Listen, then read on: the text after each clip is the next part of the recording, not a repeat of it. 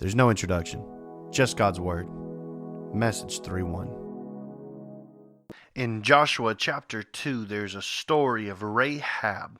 And in the story of Rahab, these spies come in through Rahab's window, and Rahab protects them. And in her protecting of them, she negotiates a deal of such with them, a promise with them, and she wanted her and her family to be safe.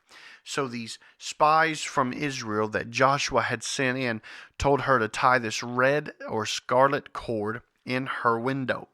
And when she did this, that all that were in the room would be safe.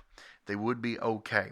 I want to tell you right now, it's kind of funny as you look at this, that she tied this red cord in the window there in Joshua chapter 2, verse 21, after they had negotiated this promise. I want to tell you just a quick little nugget in this story. That red or scarlet cord that we see there, that word cord there is from the word tikva, and tikva means hope.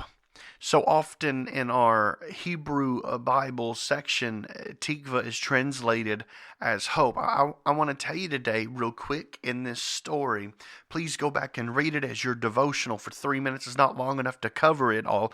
But when you're rereading it, I want you to reread it in the Hebrew understanding that when they negotiated this promise for the salvation of her family and herself and anyone who was in the room with her, that what they negotiated is that if she would tie the red cord, or if she would literally put her hope tied onto the window, that the people that came in to attack Jerusalem as they were coming in to take over and possess the land that God had given all of Israel, that this would be their sign to leave everyone in that room unharmed. It would be literally the salvation for her and her entire family and everyone that she knew.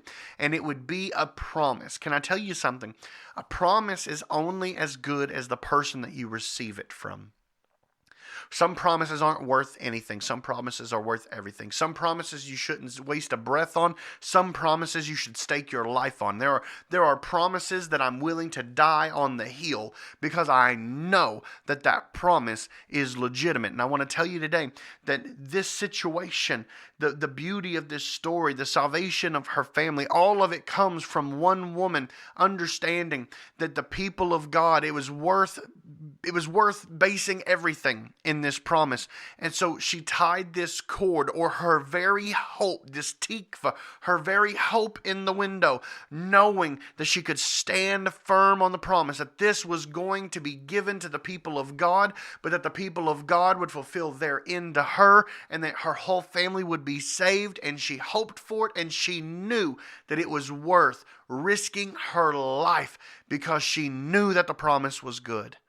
Maybe that's what you need to understand today. Sometimes you have great hopes, and I'm going to tell you right now, if the promise came from the Lord, you can have great hope in it because it will come to pass.